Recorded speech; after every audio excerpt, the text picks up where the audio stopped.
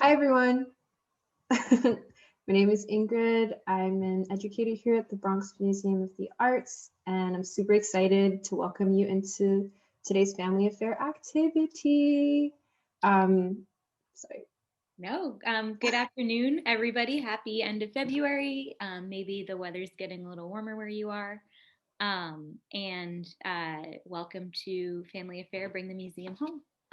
So this is an online event via Zoom that we've been doing about once a month, sometimes more than that.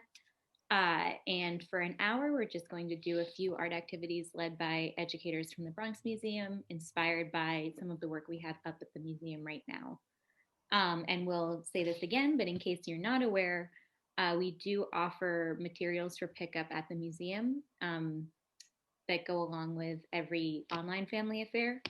So you'll get more information about those on our website and when you sign up to attend one of these. But we have free art materials available for pickup. But if you are not aware of that, then we'll suggest things you might already have around your home that you can use. Amazing. Okay, well, let's get started. Today's activity is inspired by Sanford Bigger's work, who is exhibited at the Bronx Museum of the Arts. The museum is free to all, which is great. And currently you have to register to come in because of COVID regulations. But Sanford Bigger's work uses a lot of like quilts and a lot of weaving and patterns stacked on top of each other to evoke sometimes a political message or a historical message that he's trying to restore through fabric and other mediums. And the project we're going to do today will be similar to that, trying to emulate that process by weaving in, it could be your own images, origami paper, pattern paper, any kind of paper that you have laying around that you want to put a pattern on. And we're going to essentially emulate the sense of like a quilt that you're going to create yourself using paper. This can be quite therapeutic. Exactly. Thank you. This can Here's be just quite a quick example. therapeutic. And also, this looks kind of like a chessboard, I feel. Like, I don't know, the colors calm me down. So we're going to do a quilt-like event using some activity using some paper. So I'm just going to show you my desk and then the supplies that you should have on hand. So the first thing you want to have is square paper. So you want to have dimensions that it's equal size for on all four sides. You also kind of have ruler. I'm using this tool right here because it's nice and easy and pretty small. And you want to have some kind of tape that that isn't super sticky. So masking tape or either clear tape that isn't super great. Please don't discard tape that isn't super strong because it's super useful in times like these. And then you want to have a pair of scissors as well as a pencil. And these are your tools. So I'm just going to give you a little bit of time to get set up with that. And in the meantime, I'm just going to pick two pieces of paper that I think would work really well. You want to pick two colors or patterns that you feel like would contrast really well together. So I made these patterns on here, and this one has some really stark lines, and this one has more free-flowing ones. So I feel like they would work really well together. I hope folks are enjoying their time at home. If you have adults, if you have some tea or some hot chocolate, kids, teens, youth, if you have some hot chocolate or some juice, you know, get all comfy wherever you are, because now's the time. All right, so now we've got our two square pieces of paper here. And what you want to do, the first step, before we even get to like crafting our lines, is I like to have my tape ready at all times. So what I'm going to ask you to do is to essentially cut up a piece of tape that is the same length as each sides on your square. So you'll have 4 pieces of tape. And just to put it on the side when you're done, that way when we use the tape, you'll have it already ready by hand and it won't like mess up your flow. So I'll show you how to do that. I do it directly on my table, which is the easiest thing for me, but I'm just getting a little bit of tape here and I'm aligning it along the side of the square paper, smoothing it out. And it's okay if you cut a little bit over, that's fine, because at the end, we're gonna clean it up. And then boom, I've got my piece of tape here. And you just wanna do this 4 times. So it's better to have it be longer than not quite as long. Yeah, you want it to, Good. yeah. I had one that was a little too short, so I'm gonna start again. Yeah, that's great input. Because as you can see in the final product here, we're going to use that tape, whether it's clear tape, whether it's masking tape, to essentially fold against the sides, and your back will look like this. So you want it to be nice and lengthy. And we're also using the same tape strips to hold our paper down when we're cutting it, which is super useful. All right, just give one last moment. Great. Clear tape is great to use when you want a nice seamless design. So that's also cute. You could also use different color masking tape if you want as well. All right, here goes like our nice kind of like math geometry section. Well, what we're gonna do is we're gonna basically measure out our square. And what you wanna do is you wanna divide it up in, depending on the sizing of your paper, you wanna divide it in 6 to 8 equal strips. So you wanna essentially measure at the top. And I know that I'm gonna have 8 strips, so I'm making them about like a half an inch wide. And I'm just noting, either you can note on the paper itself where those markings are. So every half inch, I'm just noting it, and then we're gonna cut the strips. You wanna make sure that the strips are equal length. So this, you can use some help from either an adult by you to do some quick maths, just about, you know, to kind of get the length that you want. I mean, the width that you'd like. So you might hear me counting out loud. 2, 3, 4. Okay. 2, 3, 4. Okay. 1. And then 1, 2, 3, 4. It's okay if one strip is slightly longer if you can't get in equal ones, because you can always cut afterwards. You can cut them. So once you've identified your increments, you're essentially going to follow those lines, those that you made at the, and you're going to make a line from the top to the bottom. And these essentially are going to be your strips that you're going to cut. And we're going to repeat this process twice for this piece of paper here that we have and the other one that we're using. Don't cut yet. Oops, sorry. I don't have a ruler, so for anybody else who's might not have one handy or been able to get the kit, I'm just using this little notepad because it has a straight edge, and then kind of using these lines to guide me to measure, but also just kind of eyeballing it, and we'll see what happens. Yeah, eyeballing it too. It's super fun to kind of play around with shapes and lengths and the size of it. It doesn't have to be super perfect. Like I said, we can make a lot of corrections at the end. So I did it for here. And what I like is I made the markings on my table so that now when I put it here on my paper, I have the exact same markings here again, and it's super useful. The great thing about this is if you have a nice, I use pencil because then I can erase it. So right now it's just a lot of prep work. And then we're going to get into like the really fun weaving together soon. Kind of relaxing. Yeah, kind of relaxing, right? Like any art project. Very relaxing, yeah. You want to like plan, you know, some stuff ahead. And here we're just getting our materials together, making sure our strips are okay.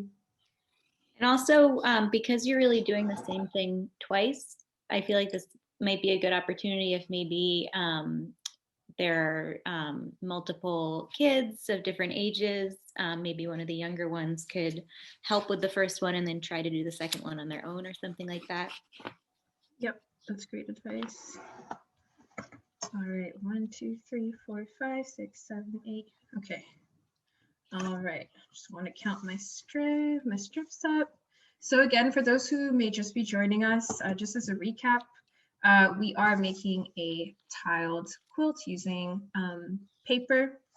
We've got 2 pieces of paper. They're both square dimensions, meaning that they're the same size on all sides. same length on all sides.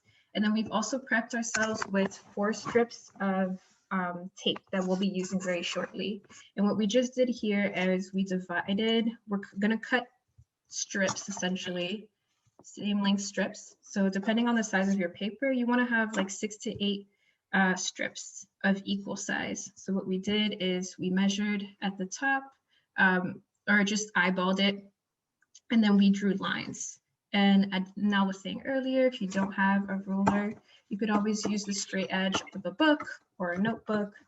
Let's use tools that we have at home, right? All right, so now we're ready to cut.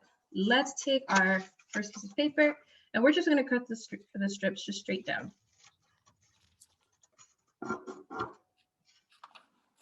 And so we're totally cutting them into strips, not stopping before we hit the end? Yep, for this one you are. The Okay. second one you won't. Now you're starting to see your pattern on your piece of paper is looking like a little mix matched, which is kind of fun. Yeah, that's really cool.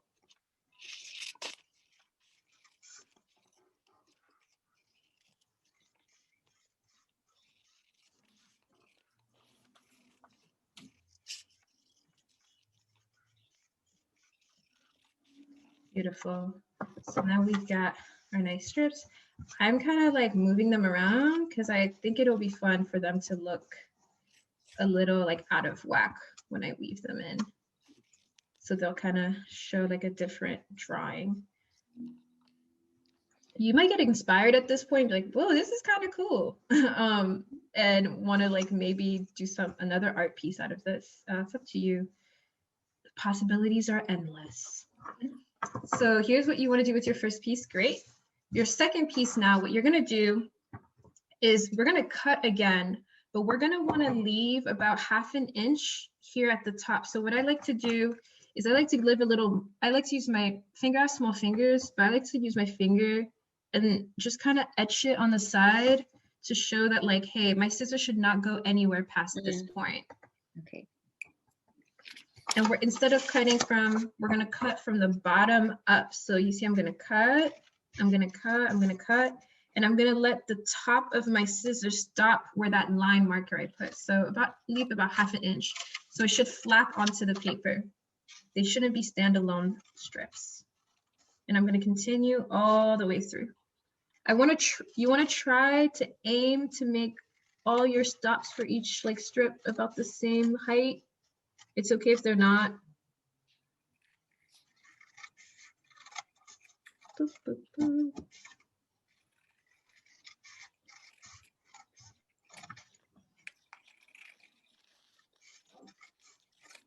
This is almost like if you think about it, when you're walking down the street and you see all those pieces of paper on the pole, and then it says like, take a piece of this paper if you're interested in this ad. This is kind of what the end product looks like. You see, it's like strippy. Or also it kind of looks like when you go into the festival and you see those like things hanging. Yeah. Or a car wash. Yeah, car wash. There you go. Yeah. Car wash. So it's really cute. These are kind of fun if you also want to just like hang them around. You can do some fun stuff with them, right? So there's so many things that you can do with these, but let's stay on track with this project here. So this is now where you're going to take one of the stripes of tape that you cut earlier. You're going to place it at the top here, just to stabilize our piece of paper. So now it's not moving, it's not going anywhere. And the reason why we need this is because we're going to be weaving in and out, and we want to make sure that it's stable onto our table. This does feel very festive. Mm-hmm. You can make so many things out of that. Awesome. You've gotten through the prep part. Now let's get into some weaving. All right. Fun. So what we're going to do is we're now going to take our strips from the other piece of paper, the ones that are standalone. What we're going to do is we're going to work from, I like to work from right to left. My left might be your right, but it's up to you, whichever way you want to. But what we're going to do first is we are going to put our first piece of stripe. We're going to start on top first for the first one. We'll put it on top. Then we'll lift the second one here and then put this one below. You see this? So it looks like that. There we go. So so essentially what you have now is, I'll try to show it again. You want to pick up your the second strip from your main paper, and then from your standalone strips, you want to go up top, under, and then back on top. And you're essentially going to follow this pattern. Now I'm going to pick up my fourth strip on the main paper and then go below and then again on top. Boom, boom. I like to pick it up because then I can just guide the strip along and it naturally just finds its place. And now what we have here is beautiful, a nice little kind of weaving in and out. And I'm just gonna push it up so that it meets our slits all the way to that. You see where we did those, where we cut them? So if they're at different heights, that's okay. But I just wanna cut it all the way up. Push it all the way up. So you should have this. Amazing. And as we were using squares, so you see how it lines up from left to right. Now let's pick our second one. You might think, okay, we'll do the same thing.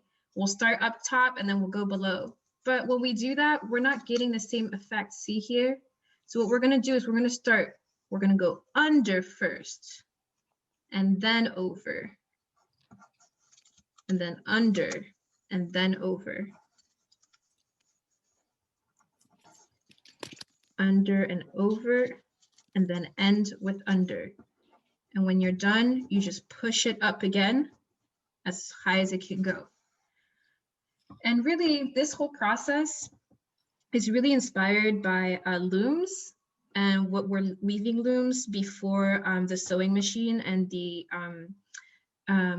computers came in. So a lot of, our clothes now are made by machines that spun like this fabric, this thread, and it goes in and out, in and out, in and out. And what we're doing is, we're doing it with hands. So now we'll do our third strip, and we're gonna follow the same pattern as the first row. So we're gonna go over, under, over. And just to let you all know, if you are joining us, you can feel free to ask any questions you might have or any comments that you have in the chat or using the Q&A function. And we'll try to keep an eye on that. So if you have any questions, we can help you out. Amazing. Yes, hello. So what we're working on here is a mosaic tile. This is like this is the ending product. And what we did here is we had two pieces of paper that were square, the same size. And what we did is we cut each of them into equally sized strips. One of them, you're going to cut all of the strips standalone, and the other, you're going to cut it almost like it's flapping. So you're going to cut each of the strips and leave some space at the top so that it's kind of flapping. And then I will show you what the next step is after that, which we are following right now. Yeah, thank you, Ingrid. And also, if you happen to come in and have missed part of it, we'll try to go over it as time allows, but we do also record this and all of our family affairs, and we put them on our website. So you can always try and follow along, even if you're a little lost, and you can check back on the activity later. Yeah. Ingrid, we have a request to go over how to set up the square being woven. Okay, great. So so right now I already cut up these two pieces, but I will just show you really quickly. You're going to be working with two equally sized pieces of paper. Preferably they need to be square shaped, so the same length on all sides. And what you'll do is you'll cut them into equal lengths, right? Stripes that are about equal lengths. So one of them you'll cut all the way through, right? Just go all the way through. Just showing you an example until you get those equal length. However, the other one, you'll repeat the same thing, but you're going to want to leave about like ½ inch up top that you don't cut all the way through. So for example, I'm going to cut again, use equal length, but I'm going to stop right here. And I'm going to continue that process all the way along. So for example, if on the red square, I had cut 8 pieces. I'm gonna wanna cut 8 on this one as well. So I'm just gonna show you the process. Awesome. Cutting that. There we go. This is more than 8, by the way. I'm just kind of freestyling.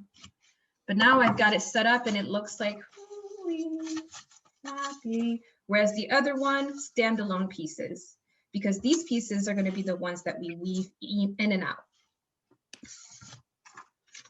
After you've gotten your pieces cut, you'll want to put your main piece of paper, I like to call it the main piece here, and you'll want to tape it with some masking tape or some clear tape, whichever one you prefer.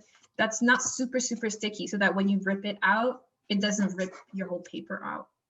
So I'll just tape it here so that it's stable to the table, right? When I weave in and out. And I'm just gonna show you the first weave we need to do. So this is how it's happening in process, and this is how we're starting out. And welcome to those who just joined us. I hope if I'm going a little too fast, it's mostly because I'm trying to make sure we're all caught up. But what you'll want to do is now you have your standalone pieces here. And I like to work from right to left because I'm right-handed, because you'll be pushing your piece through. So what I like to do is I like to pick up the second piece from my right, and I start on top here, and then I push it through so that it goes like this, you see? And then I pick the other one here, then I push it through again. Then I push it through. It depends. Sometimes you might do a little wiggling. There you go. I picked like green and red, so I feel like this is very Christmas or holiday inspired. And then boom, we've got our first row. Nice woven through. Now, the trick here for the second row that you're going to do is you're going to want to follow a similar process, but not the same pattern.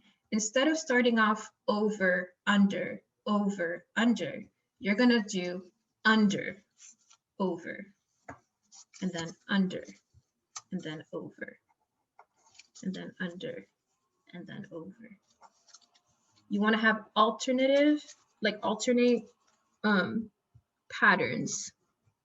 And that's what's going to give you this almost like checkered board look. Awesome.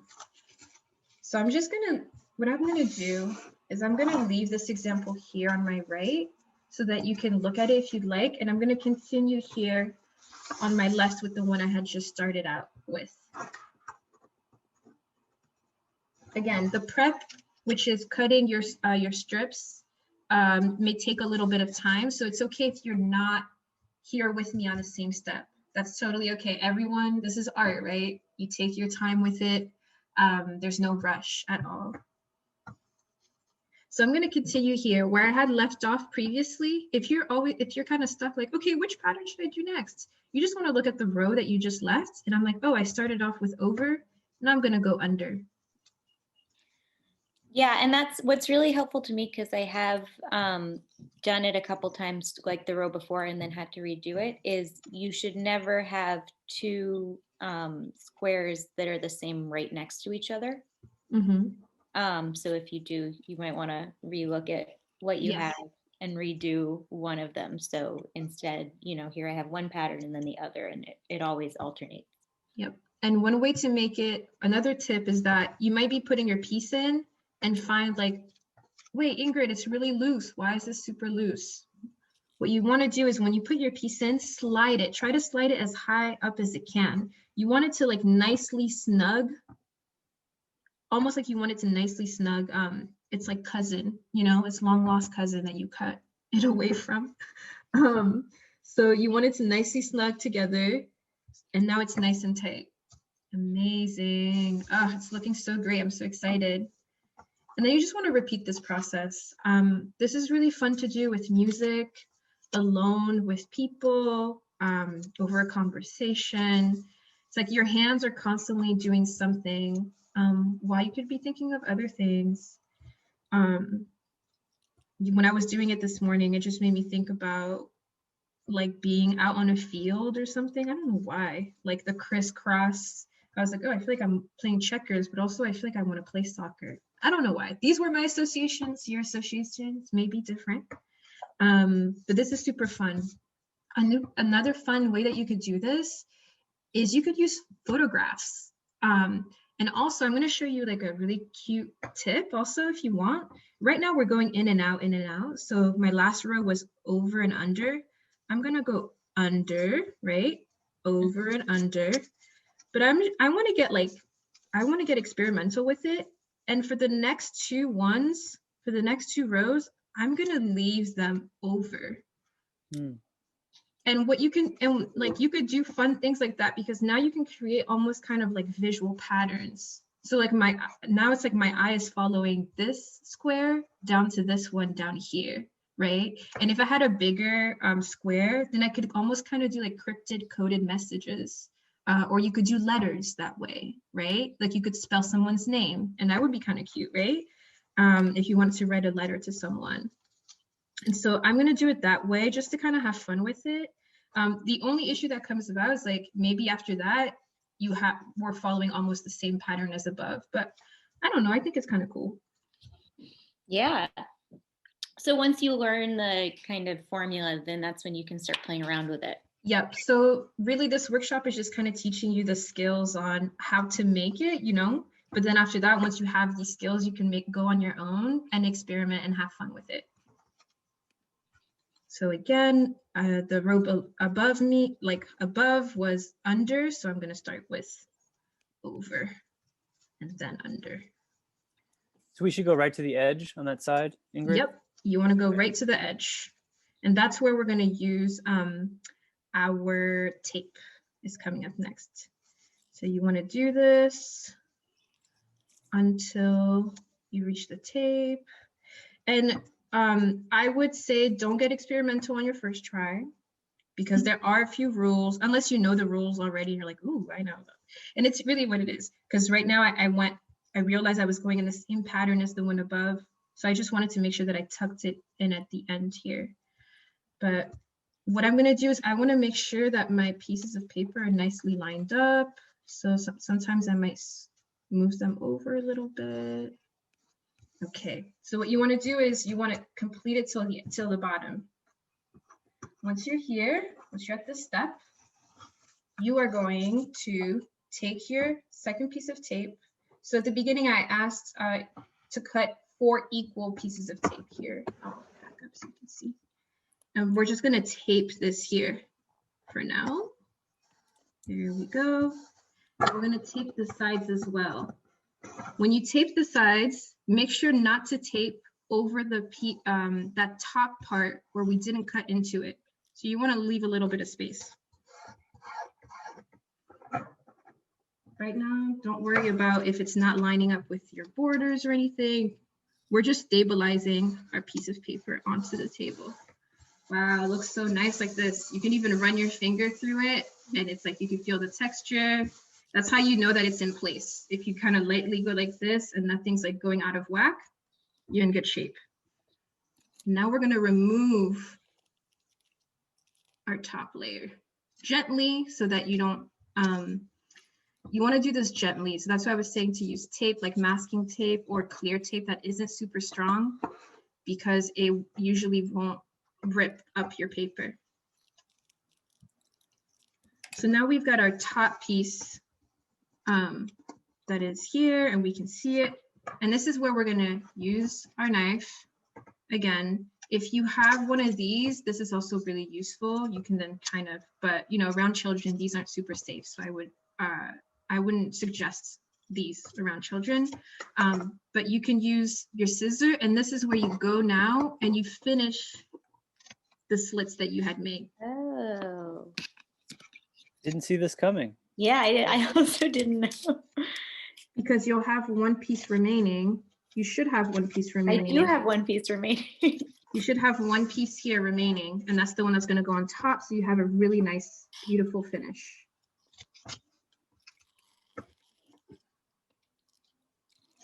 Awesome. Yeah, definitely be careful with your scissors or however you're doing this. Yes, definitely be careful. You want to kind of like angularly put it this way. There's another way where we could have taped it all together, like I did here, for example. I'm going to show you. We had taped it together, all three. We took this part out. Before cutting, we could have taken this out. Now you see it's all one. And we could have flipped it around if you feel more comfortable cutting from below as opposed to from up top. So, but I'm just going to leave it here for you all to see because that's the way that I'm giving you, you know, some advanced tips because I hope you all will do this after this workshop. So I have 2 extra pieces because I just made extra ones. Sometimes one piece tears up, so I just made an extra one. And so I can kind of study from the row below that from my right side, I started over. So at the bottom, at the top, I'm going to do under, then over. Again, remember you do alternate patterns. And this one is where you could really use your fingers, like to pick up the pieces. They're not going to be as malleable as before. Nice, nice, nice, nice. Great. And you might notice that some of the borders, see, they're not super well aligned. If you have clear tape and you want a really nice finish, then this is when I would suggest you to, like, you know, cut it alongside if you want that. But what I'm gonna do here is I'm gonna use, so we're basically done with our piece. Yes. Yeah. I like to make some, so like, congratulations. I like to make like nice, so this is when I did this morning. And I like to make nice borders out of it if you have masking tape, which is why I was saying you can use masking tape of different colors. But if you have something that's clear, that's also really nice too, because then you have a nice clear setup. So what I'm gonna do is I want my borders, you see, to be like not super, they don't all have to be the same length, like width, right? This one was a little wider, this one was a little smaller. So I'm just gonna put it here, for example, a little bit here. I like the way this is set up, so I'm gonna put it here. I'm gonna tape it down, take out my remaining pieces that I had put them on the side because you're gonna reuse them. If you're noticing that your tape is losing grip, you can cut new pieces of tape. I'm just in a recycled mood. And then what I'm gonna do here is that I'm gonna pick up the tape from the top, slowly lift it, making sure that it's nice in one piece, and I'm gonna fold it back. And then apply it like this, beautiful. So that now here, I have this nice border. And I'm gonna repeat this on all sides. Whoa, that's so cool. Amazing. If people have questions or need me to repeat things, please like go in the chat and I can go, you know, at a slower pace. Thankfully, this whole process is about repetition. So if you don't get it right one time, you can get it right the next time. And you can always alter things. So I'm gonna repeat, I'm gonna rotate my square clockwise. And I'm gonna repeat the same thing here on this side. And what you wanna do is you wanna make sure that you cover parts that are like kind of loose, right? And coming out. So for example, boop, boop, boop, here, I wanna make sure that I cover some of the orange bits here. So we're gonna do this. Make sure the tape is nicely aligned from edge to the piece of the paper. Really nicely press onto the paper and then fold it back. And then tape it down. And then we'll do a little bit of cutting afterwards if your pieces of tape are kind of like bleeding into each other. Okay.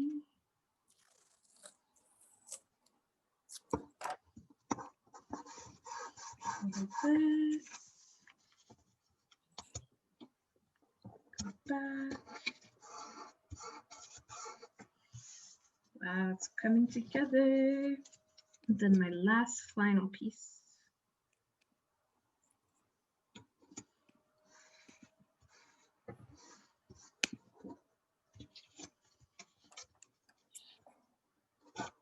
And then boom, we fold it down. Great, so now I've got my 4 sides, but I see a little bit of spillage here on this tape. So I'm just gonna like, you know, just like cut it. I want a nice frame. If you have some corners. And voila, ta-da! Yay! You got your checkered boards here that almost look like quilts that you made out of paper. And if you want, you can, hello everyone, for those who haven't seen me, you can put them on your wall, right? These could be cute decorative pieces of work, but you could also, if you use clear tape instead of a masking tape, you could also fold them to make like other objects, 3D objects if you wanted. So think origami, kind of folding in and out. So yeah, these are our final pieces. I'm just gonna like highlight them a little bit. Beautiful. Amazing. Wow, Patrick, I love the patterns you chose. Come together here. See. Oh, that looks great. It And almost they're looks like its own reversible. print. Yeah, it's reversible. Exactly. Yeah, the back is cool too. Yeah. Exactly. You could use, yeah, I like that. All right. I hope y'all enjoyed Great. today's activity. Yeah, thank you so much, Ingrid. And then I will see you. Bye, everyone. Bye. Great. So we hope you enjoyed the weaving activity. And again, if you ended up joining us partway through it and you're not sure about some of the steps, we are recording this. So it'll be available for you to watch on our website later. Yeah, so thank you again, Ingrid. That was great. Now for the second half of Family Affair, we're going to do an art activity that you can do together or by yourself and then share afterward, inspired by one of the exhibits that we currently have at the museum. And we're going to start just by listening to and looking at a story. And so I want to invite you at this time, if you've been sitting for a while, you can go ahead and maybe get up, stretch out your wrists and hands if you were just doing a lot of cutting and you want to relax a little bit. And you can just listen and maybe look at some of these pictures. So this is a book called Radiant Child, the story of young artist Jean-Michel Basquiat.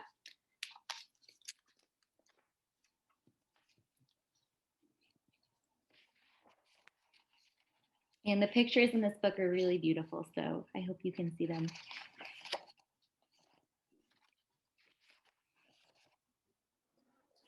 Somewhere in Brooklyn, between hearts that thump, double dutch and hopscotch, and salty mouths that slurp sweet ice, a little boy dreams of being a famous artist. In this house, you can tell a serious artist dwells. As he sits at a table with pencils scattered everywhere, Jean-Michel draws from morning until night with a serious face amid a storm of papers. He refuses to sleep until he has created a masterpiece.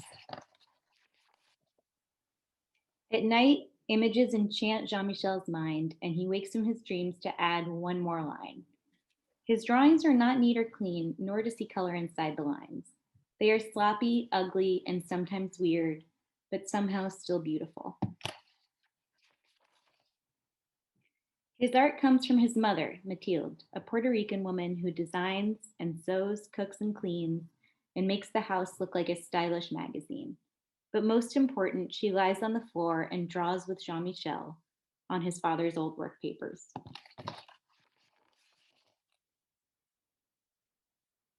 From her, he learns that art is not only in the poetry book she reads to him or the theaters and museums they visit. Art is the street games of little children in our style and the words that we speak. It is how the messy patchwork of the city creates new meaning for ordinary things.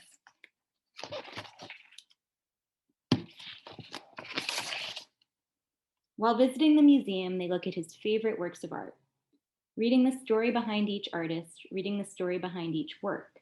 This is how Jean-Michel learns what it means to be a famous artist. So if you've been to a museum, maybe this looks familiar to you. Back at home, he creates art on the floor as his father, Gerard, plays jazz records. Mama Mathilde cooks arroz con pollo and calls Jean-Michel mi amor. The energy and life of the city can be felt in each line of his drawings. As time goes by, Jean-Michel learns that art has a healing power. After a car accident, he is scared and confused. Mathilde gives him a book to calm his fears. It is filled with pictures of bones, skulls, and other body parts. Jean-Michel draws from it until he knows it by heart. He is no longer afraid. Back at home, Jean-Michel's body heals, but his heart breaks. His mother's mind is not well, and the family breaks. She no longer lies on the floor and draws with Jean-Michel, but sits by the window, singing only to birds. Jean-Michel is confused and filled with a terrible blues when Mathilde can no longer live at home. He tries drawing the terrible out of his blues, but things are not the same. As Jean-Michel grows older, he visits his mother when he can, always bringing his artwork to show, telling her that one day it will be in a museum when I am a famous artist. A teenager now, Jean-Michel decides, Papa, I will be very, very famous one day. With a sly look, a twinkle in his eye, Jean-Michel leaves Brooklyn for New York City, the Lower East Side, a concrete jungle where only the tough survive. During the day, dressed in a green jumpsuit splattered with paint, Jean-Michel stays with friends, sleeping on couches and floors, leaving a barrage of collages and poem-filled papers everywhere he goes. At night, Jean-Michel spray paints the walls downtown with poems and drawings that catch the eye of artists, gallery goers, and passersby. Under his art, he signs the name Samo instead of Jean-Michel. Everybody wants to know, who is Samo? You can see, here he is, drawing his art on a mailbox. Samo moves from street corners to art gallery walls with powerful color composition and line, collaging and painting on anything he can find. His art is not neat or clean, and definitely not inside the lines, but somehow still beautiful. With his magical charm, Jean-Michel draws a crowd, but when it's time to work, he prefers to be alone with the radio and TV on full blast. Now in expensive suits splattered with paint, he flips through stacks of magazines and open books and paints into the night, and sometimes for days at a time, while sounds and images jump into his head. Jean-Michel, an artist among artists, never doubts one line, creating from a soundtrack that's all his own. People describe him as radiant, wild, a genius child, but in his heart, he is king, so he draws crowns for himself and others he admires. A grown man now with the art world in his hands, Jean-Michel still visits his mother when he can. And at his most important shows, above all the critics, fans, and artists he admires, the place of honor is his mother's, a queen on a throne. He is now a famous artist. So I hope you enjoyed this story. Again, here's the name and the author. And something that I really love about that story is the way it talks about how, as a child, Jean-Michel, who grew up to be an artist whose work would be in a lot of museums and galleries, was really inspired by Brooklyn and the streets that he looked out on, and realized that you can see anything as art, and you can be really inspired by your home. And so we're just going to do a quick activity that is inspired by the idea of home, and has to do with one of the exhibits that we have now up at the museum. So the materials that you'll need, and I'll give you a second to go get them if you don't have them with you, are just any piece of paper and something to draw or write with. So it could be a Sharpie, a different kind of marker, a pencil, and then I'm going to use this. I know if you got one of our materials bags at the museum, I think it had some plain white paper in it. And again, for those who are joining us now, when we do these virtual family affair activities, we have free art materials available for pickup at the museum that we recommend you use, but we also try to pick activities that you can probably do with whatever you might have at home. So I'll give you a second to get your paper and pens. And also, if you don't have plain white paper, remember in the story that Jean-Michel and his mother would draw on his father's old work papers. So if you have any old papers that have blank space on them at all, you can always use that and be inspired by him. So we're just going to look at a couple of pieces in this exhibit up at the Bronx Museum. And this exhibit is called What We Call Home. And something that I think is really cool about it is that all of the pieces that are in the exhibit were chosen by teenagers that work with the museum and something called the Teen Council. So here are some of the pieces they chose to be in the exhibit. These are paintings by an artist named Emilio Sanchez, and I'm going to ask you just to look at those for a second. Maybe if you're with somebody, you can point out, or you can just think about some things that you notice in these paintings. The colors that you see, do these look like something that you might see outside your window? Do they look totally weird and different? Maybe you can pick out some words that you recognize. And the artist who painted these was actually drawing things that he saw near where he lived in the Bronx. So they might look familiar or they might look totally different. Here's the close-up. And these are some other pieces in the exhibit. These are photographs. You might recognize them from the Family Affair flyer. And we're just going to focus on this one before we move on to the quick activities. So I'm going to ask you again to really just look at this photograph for a few moments. If you're by yourself, you can write down some words that maybe come to mind. If you're with somebody, maybe talk to each other about some things that you see. Does this look familiar to you? Does this look like anything that you know or a scene that you might have seen? I'm going to just give you a few moments.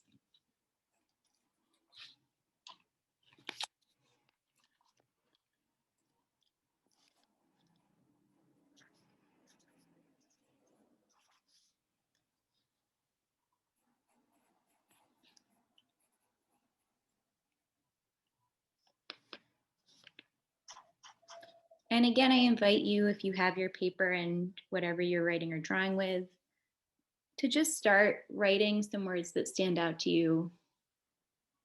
Maybe drawing some things that you see, just any shapes.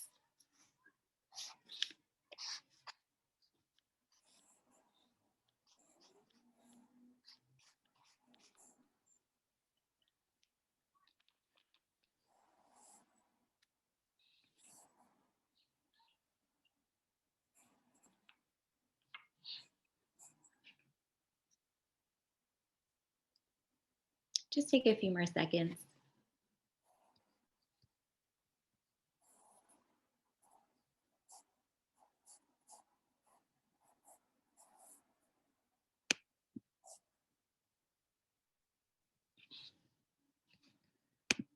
Okay, great. Again, we invite you to share anything that came up in the chat or using the Q&A. You can also email us pictures of anything that you make during any of these programs to education@bronxmuseum.org. We'd always love to see them because, of course, when we're not in person, we don't get to share in the work in the moment. But go ahead, if you're with others, you can just take a second and share what you wrote or drew. I drew some of the shapes that I saw. There was also graffiti behind the people that I saw. So, and the word that really stood out to me was choice. And to me, that was a scene that looked like something I might see near my house. And so it looked familiar in that way, which I really liked. And the name of the exhibit that these teens curated at the museum, again, is What We Call Home. And they said, home is a familiar place where you can feel comforted by your surroundings. And I think that's something, especially since we've all been spending a lot of time at home, that we've been thinking about a lot. And so I just want to take a few minutes now to move on to this activity and think about a place where you feel really at home. So maybe that's where you are right now. Maybe you find yourself somewhere else, and it might be a place you've been before. So I'm just going to invite you to take a few moments, think about if you want to create something based on where you are right now, or if you're thinking about another place that maybe has been a home to you.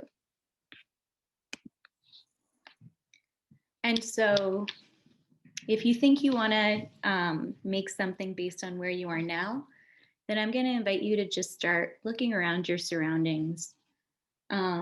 Maybe if you're near a window, what do you see out that window? Maybe if you're in another room, start noticing some of the things in the room. So I'm going to invite you to think about your different senses. So is there anything you can smell or hear? And then those are also questions that I want you to ask yourself if you're remembering a place that you're not right now. So maybe you want to close your eyes and think about in that place, does it have any particular smells? Is there anything that sounds like that place that would really remind you of it? And as you're thinking either about where you are now or a place that maybe has felt like home to you in the past, take your paper and your writing implement and just start, or you can also do this with a family member. So just start thinking about the words that come up, maybe a smell, maybe an object that you can see right now, and just write down some of those words. And as you're doing this, you can think about if you remember in this story. So this is something that the artist we were reading about used a lot of combinations of pictures and words.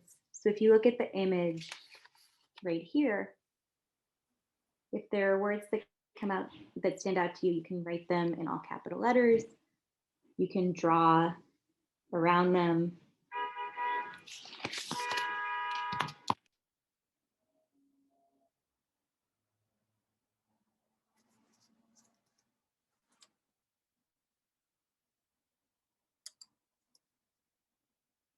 So I started thinking about, when I was thinking about home, I was thinking about this chair that's really important to me. It's very comfortable. I started thinking about comfort and warmth as two things I think of when I think of what is home. And when I was also looking at the images in the exhibition, I was thinking about some ideas like love and trust and friendship and togetherness. And then I noticed that I just drew, a hat and a shoe from the photograph that we looked at, as things that stuck out for me as shapes and as symbols are really important things to the young people who are in that photograph. Great, thank you for sharing that. So I was thinking about a place that I don't live anymore that I used to live, and I was thinking about the trees that I was able to see there. And then maybe because where I am now, it's a little noisy, I thought about how something that I really appreciated there was that it was very quiet. And so this piece is really finished whenever you decide that it is. So something that I want to encourage you to do, especially after today's program is over, is to think about maybe adding to this piece or creating another one if you happen to go outside and you're thinking about the streets that you walk down a lot. Or if you're just sitting at home, you can always just take a moment, notice what you see and hear and smell in your surroundings, and think about how you might represent that. And it's also a really great thing you can do with other people in your family to create one together. Yeah, so once again, and I'm going to put it in the chat, we would always love to see anything that you create, pictures, if you have comments, if you have an activity that you really want to see. Like somebody asked us in the chat if there were demonstrations of different ways to do the paper weaving, and we actually do have a video on our website that goes into paper weaving a little more. So if you have any questions like that, first of all, you can check out our website, but you can also direct them to education@bronxmuseum.org. Thank you so much for joining us. We do have one more thing we want to share. And we do just want to mention, First of all, we do these family affair programs about once a month. Again, more information should be available on our website, and we do encourage you, if it's possible, to come and pick up materials.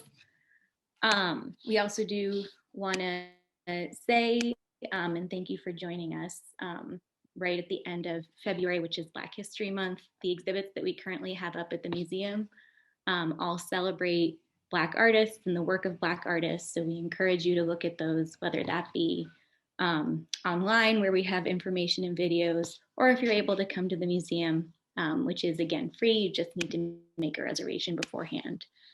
And so we want to close by sharing a video that uses some of the work from one of our current exhibits, Sean Leonardo's The Breath of Empty Space. And the museum invited some poets to come look at the exhibit and write poetry based on what they were seeing. And so this video incorporates a poem by the poet Mahogany L. Brown. I do just want to note for the adults a little message about content. There are some mentions of violence, so we invite you either to turn your sound off if you're concerned about that, or to check out the video later on your own time. It's on our website, and decide about the appropriateness. So we'll be sharing that video now and then signing off. If you're leaving us now, thank you. We always appreciate seeing all of you, and we hope to see you at an event soon.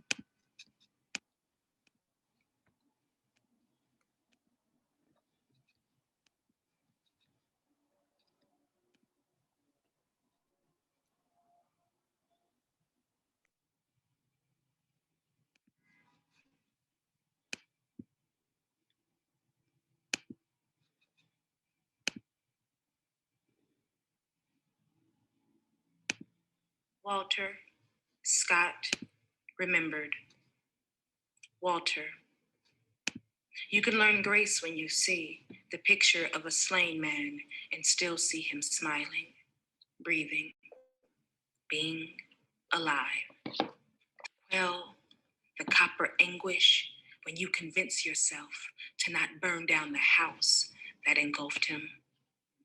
Scott. There are so many we have lost to the violent nature of this country that is bent on killing the thing it believes cannot easily die.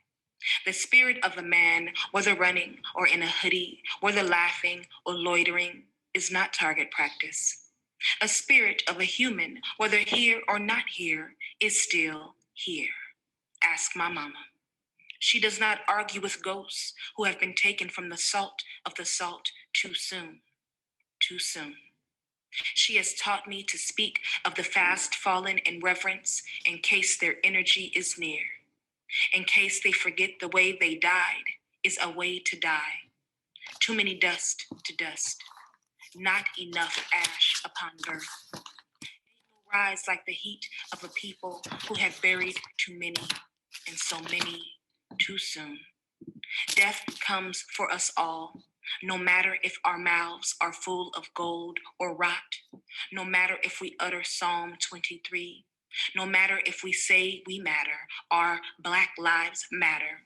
In a country fortified on our great-grandparents' backs is only a fact of the map. No matter, it seems death comes as if we called it home for dinner. It seems death arrives whether or not we've prepared our bodies for it to feast. Remembered. We are all complicit. We are all witnesses. We bear the burden of bringing the responsible forward. We bear the burden of our sisters, brothers, of our neighbors and elders, our youth and saplings. We cannot fight the power when we sleep beside the brazen burn. We cannot fight for justice when we nod and nod in silence always. Silence not protected in this silence. Still feel safe here? Beneath the undercurrent of a country that asks for our allegiance, the war is on the other side of the door. There is no easy way to say this. It is up to us. It is our task. We must do the heavy lifting. We must boycott and breach the teachings, paralyzed our critical thinking.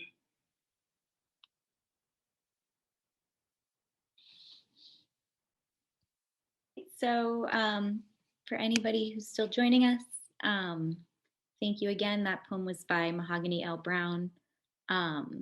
We hope to see some of your work shared with us and to see you at future virtual family fairs and also in person at the museum when we're able to gather again. So thank you so much and have a great rest of your Saturday.